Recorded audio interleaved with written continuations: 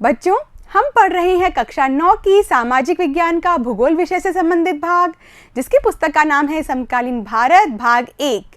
इस पुस्तक का हमने सेकंड चैप्टर पूरा पढ़ लिया है, यानी कि फिनिश कर लिया है इस चैप्टर को, भारत का भौतिक स्वरूप। बच्चों, आज हम इसका 7वां भाग पढ़ेंगे और 7वां भाग किससे जुड़ा हुआ है? पाठ्य पुस्तक के प्रश्न से। यानी हमने इसके जो 6 वीडियो बनाए हैं, 6 पार्ट्स हमने 6 वीडियो के अंतर्गत आपको बताए हैं, उन्हें आप ज़रूर देखिएगा, नहीं तो भाग जो 7 है वो आपको समझ में नहीं आएगा। तो बच्चों, अपनी पेन, नोटबुक और बुक और साथ में एटलस भी रखिए और स्टार्ट करते हैं आज के पाठ्य पुस्तक के प्रश्नों के साथ में। जो पहला क्वेश्चन है वो देखिए, ये देखिए, ये विकल्प वाला प्रश्न है, ऑब्जेक्टिव टाइप वाले प्रश्न है। एक स्थलीय भाग जो कि 3 ओर से समुद्र से घिरा हुआ होता है, उसे क्या कहते हैं?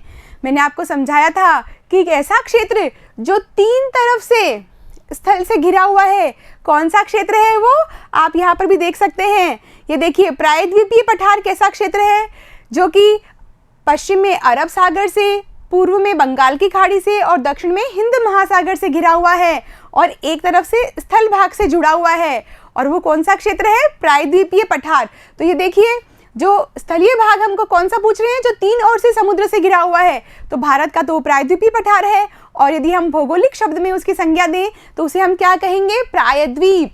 तो जो इसका उत्तर है वो क्या है? ख, प्रायद्वीप। देखते हैं अगला प्रश्न।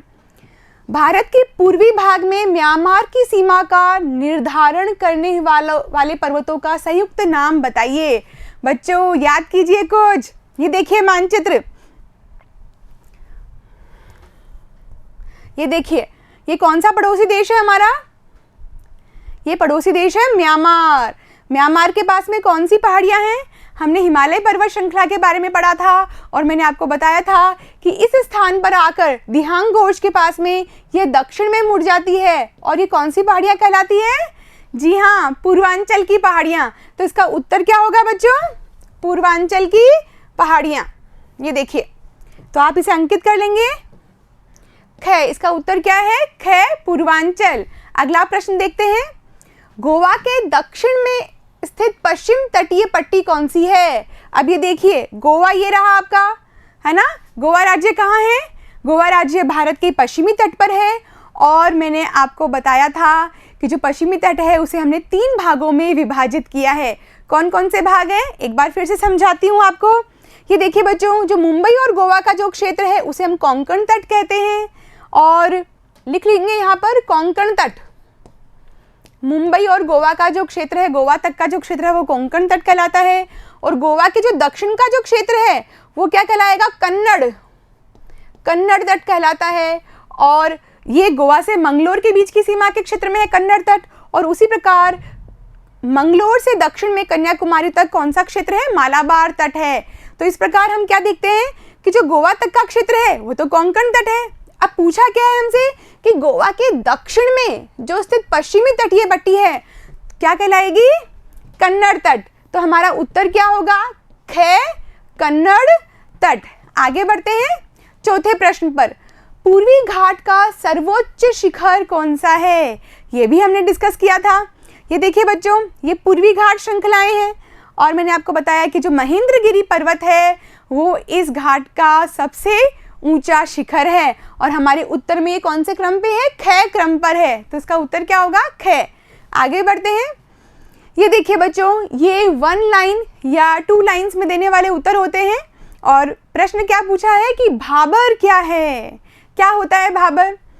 भाबर हमने उत्तरी मैदान जब हम पढ़ रहे थे भाग 2 के अंदर, तब मैंने आपको बताया था कि ऐसे क्षेत्र जो कहाँ से, पर्वतों से जो निकलने वाली जो नदियाँ होती है वो अपने साथ में क्या लेकर आती है? बड़े बड़े कंकड़ और पत्थर लेकर आती है, और इस प्रकार गिरिपाद में, यानी कि जो पर्वत का जो पदीय क्षेत्र होता है वहाँ पर ये जमा हो जाते हैं इस प्रकार से। और जब वो नदी कहाँ से आ रही है? पर्वतों से आ रही है। पर्वतों से आने वाली नदी इन बड़ी बड़ी गुटिकाओं के निक्षेपण में खो जाती है। इस क्षेत्र को हम क्या कहते हैं? भाबर कहते हैं। ये देखिए इसका उत्तर, यहाँ पर हमने डायग्राम भी बनाया हुआ है। ये देखिए, ये हिमालय पर्वत श्रृंखला, और इस प्रकार से इन गुटिकाओं का निक्षेपण हो जाता है और यहाँ पर ये नदी विलुप्त सी दिखाई देती है। तो इसका उत्तर लिखेंगे बच्चों, नदियां पर्वतों से नीचे उतरते समय शिवालिक की ढाल पर 8 से 16 किलोमीटर की चौड़ी पट्टी में गुटिका का निक्षेपण करती है और इसे हम क्या कहते हैं, भाबर। आगे बढ़ते हैं अगले प्रश्न पर। ये देखिए, हिमालय के 3 प्रमुख विभागों के नाम उत्तर से दक्षिण के क्रम में बताइए। याद आया आपको कुछ उत्तर से दक्षिण का क्रम?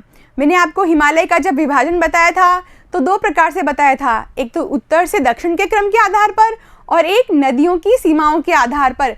और अभी हम प्रश्न 2 में क्या डिस्कस कर रहे हैं, 3 प्रमुख विभाग, और वो भी कौन से, उत्तर से दक्षिण के क्रम के अनुसार। यहाँ पर हम देखते हैं, एक बार छोटा सा कच्चा रेखा चित्र बना लेते हैं इसका। ये देखिए, यहाँ पर मैंने क्या बताया था आपको, महान हिमालय, इसके बाद में आपको बताया था मध्य हिमालय, और फिर बताया था आपको शिवालिक हिमालय। याद आया आपको कुछ? तो चलिए लिखिए इसको।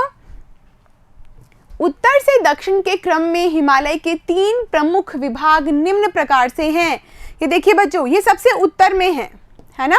यदि हम इसकी दिशा का निर्धारण करें तो ये सबसे उत्तर में है और ये सबसे दक्षिण में है, और मध्य में कौन सी है, मध्य हिमालय श्रृंखला है। तो लिखेंगे इसे महान या आंतरिक हिमालय या फिर हिमाद्री। देखिए इसके ये तीनों नाम बिल्कुल एक ही प्रकार की पर्वत श्रृंखला को बता रहे हैं। या तो आप इसे महान हिमालय कह सकते हैं, या आंतरिक हिमालय भी कह सकते हैं, या फिर हिमाद्री भी कह सकते हैं। उसी प्रकार जो मध्य हिमालय था, ये देखिए, ये जो मध्य हिमालय है इसे हम निम्न हिमालय भी कहते हैं और हिमाचल हिमालय भी कहते हैं। जो तीसरा हिमालय है उसे हम बाहरी हिमालय, क्योंकि वो सबसे बाहर में है, ये देखिए सबसे बाहर में, और इसे हम शिवालिक हिमालय भी कहते हैं। अगला प्रश्न देखते हैं, अरावली और विंध्याचल की पहाड़ियों में कौन सा पठार स्थित है। हमने इस चैप्टर के वीडियो नंबर 3 में प्रायद्वीपीय पठार पढ़ा था और बहुत अच्छे से मैंने आपको समझाया था कि विंध्याचल की जो पहाड़ियाँ हैं और अरावली की जो पहाड़ियाँ हैं उनके बीच में कौन सा पठार स्थित है। याद आया आपको कुछ? ये देखिए बच्चों, ये अरावली की पहाड़ियाँ, इसको थोड़ा सा हम जूम पे ले लेते हैं। ये देखिए, ये अरावली की पहाड़ियाँ हैं और ये विंध्याचल की पहाड़ियाँ हैं, और यहाँ पर कौन सा पठार है, मालवा का पठार।